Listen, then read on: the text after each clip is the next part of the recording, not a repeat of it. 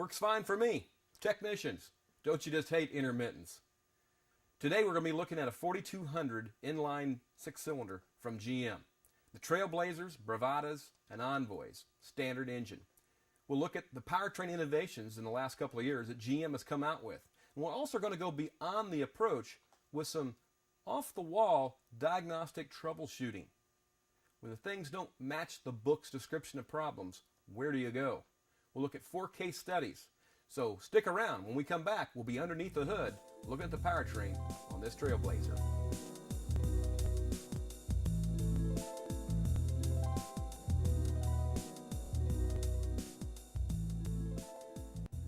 This last case, most interesting one of all, we found another Class 2 bus problem, resulting in this start-stall. Vehicle theft deterrent couldn't communicate because the entire bus was being shorted.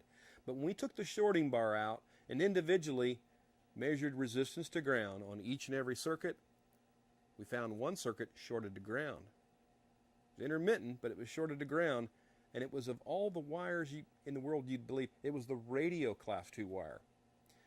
We looked in the dash of this 2002 Trailblazer, and it didn't have a factory radio. It had an aftermarket radio. So what happened to the wire? Well, the connector had been spliced into, and a long harness. We followed it, pulling up the thresholds in the carpet. We followed the harness to the back of the vehicle into a rear compartment. Let me show you what we found in that rear compartment. Well, here's what we found in a rear compartment area. You know, radios normally aren't in rear compartment areas, nor do radios normally leak and drip water. Seems there's been a water leak with one of the rear windows into that compartment. But what was the radio doing back there to begin with? Well, this customer had their vehicle customized with one of those loud stereo systems.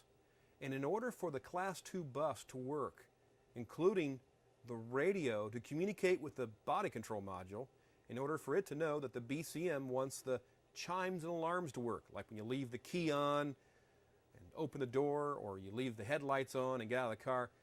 Instead of a chime and alarm module producing the sound, the radio is told by the BCM to produce noise into the left front door speaker. In order for all that to work, you need at least the radio hooked up to the Class 2 bus and to a pair of speaker wires to a remote speaker in the general area where it would have produced the chimes and alarms to begin with in the factory stereo. But thanks to a water leak into a rear compartment area and a botched up aftermarket stereo job, we've got a drippy radio and a Class 2 bus shorting to ground. The case of the sunken radio. Well, anytime we expect to go beyond the approach into total systems diagnostics, we need to be asking a lot more questions, sometimes more questions than what the service manual prompts you to ask, such as questions from the customer.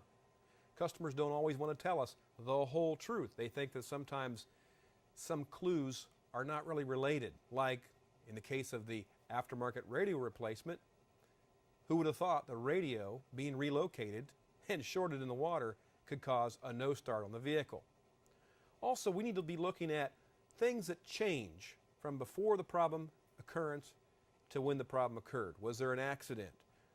Was there any aftermarket accessories installed? And so forth. All these kind of questions have to do with gathering information, not only on how the system is supposed to work, but also on what has happened to the vehicle in and around the time that the complaint began to surface. Put on your Quincy hat and become a real sleuth, a real detective. You'll be able to solve these problems, the problems that the book doesn't cover that well.